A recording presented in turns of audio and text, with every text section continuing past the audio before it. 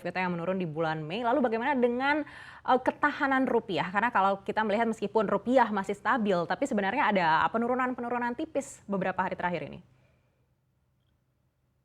Kalau kita lihat sebenarnya resiko terbesar di rupiah pada tahun ini, itu sebenarnya itu sudah selesai di bulan April kemarin saya lihat. Di April dan pertengahan Mei, dikarenakan adanya seasonally high dividend payment, itu biasanya membuat tekanan ke rupiah, dan juga ada penurunan ekspor dari CPO dikarenakan adanya pembatasan, itu sudah memberikan dampak ke rupiah.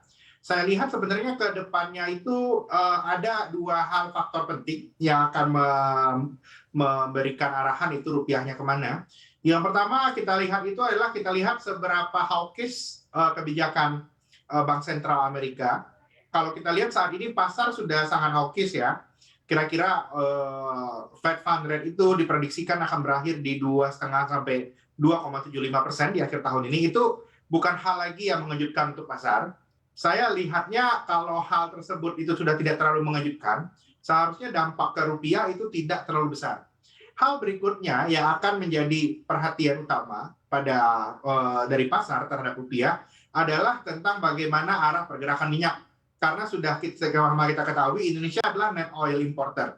Jadinya dengan meningkatnya harga minyak dunia ini, saya lihat, dan juga dengan mulai meningkatnya posisi spekulatif trader di perdagangan minyak dunia, saya lihat resiko kenaikan harga minyak ini bisa membuat adanya tren pelemahan rupiah.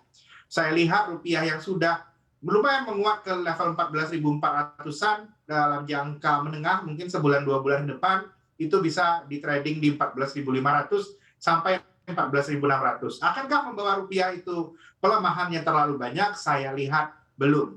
Kita justru harus waspada dengan dengan pelemahan rupiah, bukan di tahun ini tapi di tahun depan.